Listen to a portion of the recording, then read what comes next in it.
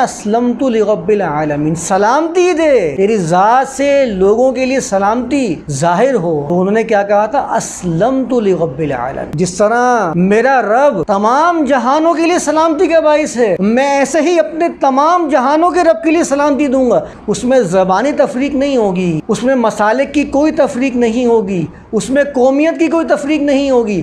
ये सलामती होगी रब्बुल आलमीन के लिए होगी।